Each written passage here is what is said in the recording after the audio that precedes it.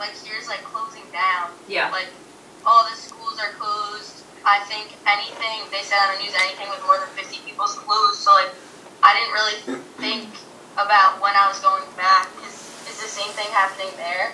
Yeah, I feel like everybody's just sort of like closing down larger group, like unnecessary larger groups of people. And then I didn't know if I should come. Like I didn't know if I should get back before I think obviously this is sort of unprecedented. It is unprecedented situation.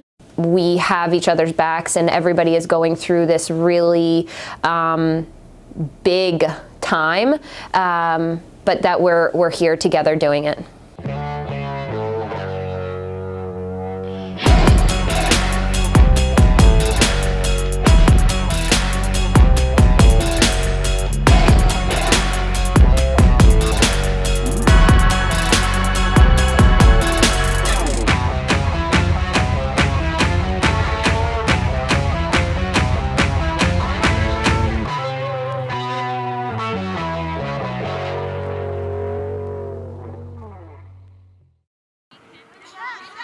With the home stretch of the non-conference slate in sight, the Hawks prepared for 2 more road trips, Holy Cross in Worcester and Wagner on Staten Island.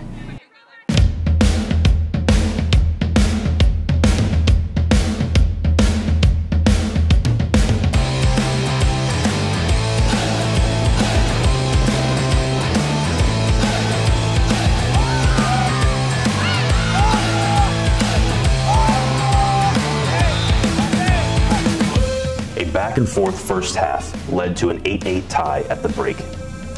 But a 7-point performance on the back of senior captain Nicole Sarasso propelled the Hawks to a victory.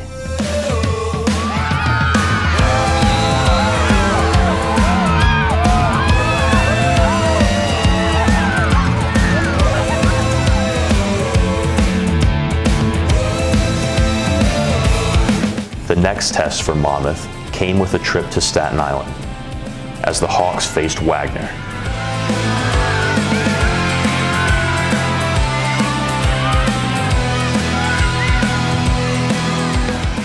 Senior captain Rachel Mills and junior Caroline Bleck led the Hawks with 4 goals apiece en route to another win.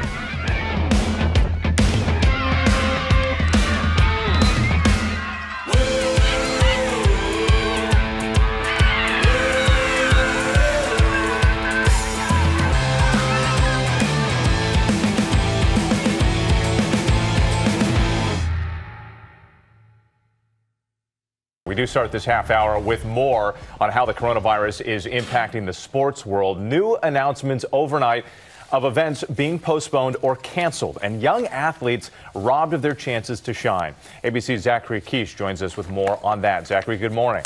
With the NCAA is now considering waivers for some of those athletes hit by the cancellations, but the social and economic impact cannot be understated.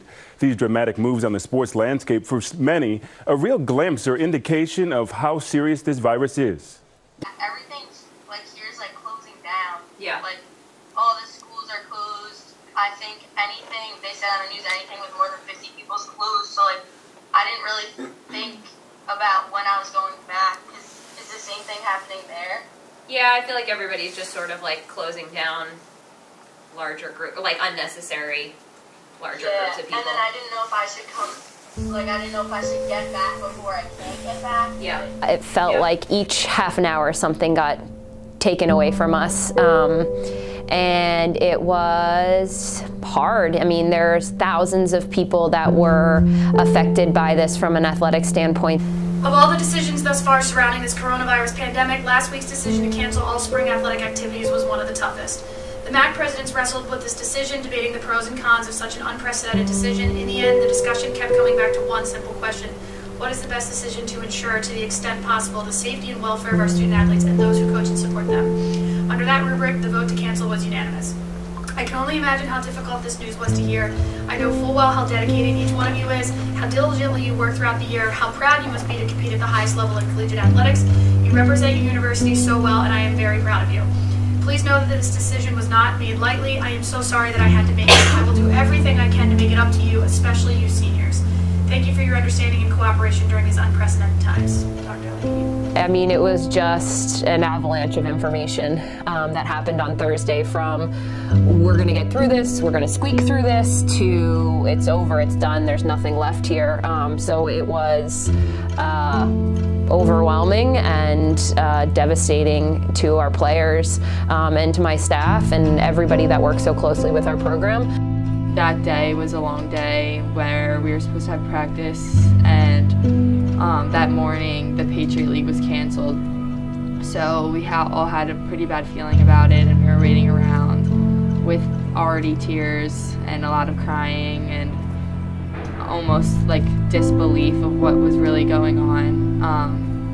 And then at the end of the day, they got the news, and Jordan walked in and let us know that it was over.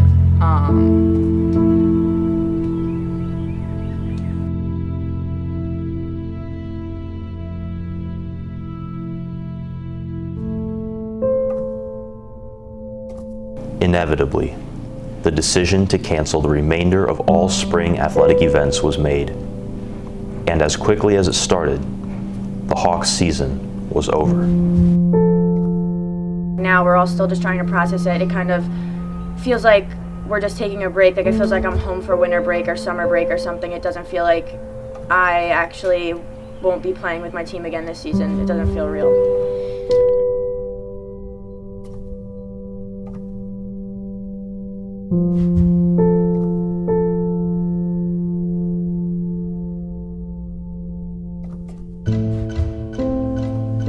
Leave the legacy. 3 words that this Hawk team both adopted and embraced among themselves, beginning day 1 in the fall.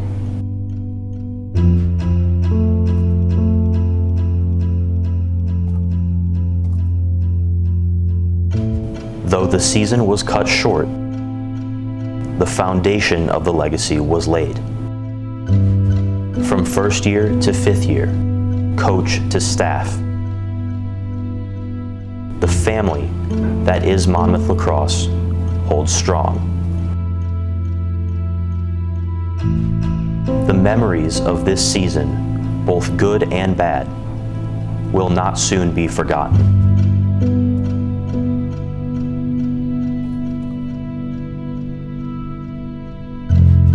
And the relationships through this hardship strengthened.